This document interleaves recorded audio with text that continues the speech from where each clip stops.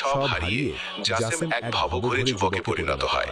তার দিনকাল রাস্তায় কাটতে থাকে। একদিন যখন সে একটি গাছের নিচে ঘুমাচ্ছিল, তখন হাবিব সেখানে আসে। হাবিবকে দেখে জাসেম বলে, কি চাও? বুঝেছি, এখন কি আমাকে নিয়ে হাসি ঠাট্টা করতে এসেছো? তখন হাবিব বলল, না জাসেম, আমি তোমার সাহায্য চাই। আমার জন্য খনি থেকে লোহা আনতে পারবে? তখন কর্মচারীরা বলল, জনাব হাবিব, আপনি কি করছেন? এক ভবঘুরেকে এত বড় দায়িত্ব দিচ্ছেন?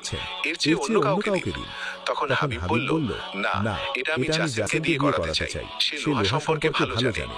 তখন জাসেম বলে, কিন্তু আমার কাছে তো কিছুই নেই। তখন হাবিব বলে, চিন্তা করো না, তোমার পথ খরচ আমি দেব জাসেম, আমাকে সাহায্য করবে?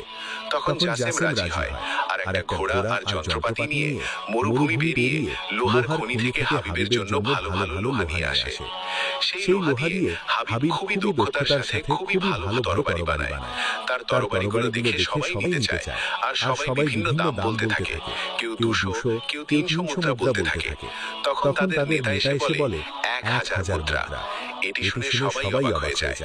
যখন সে তরবারিগুলো ভালো করে দেখে, তিনি এগুলো 2000 মুদ্রা দিয়ে দিতে রাজি হয়।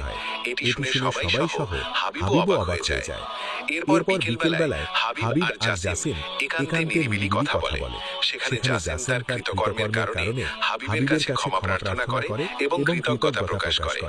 হাবিব তাকে বলে, প্রথমে আমি প্রতিশোধ নিতে চেয়েছিলাম, কিন্তু আমি উপলব্ধি করতে পেরেছিলাম যে প্রতিশোধে কোনো কল্যাণ নিহিত নেই, বরং বন্ধুদের একে অপরের সাহায্য করা উচিত।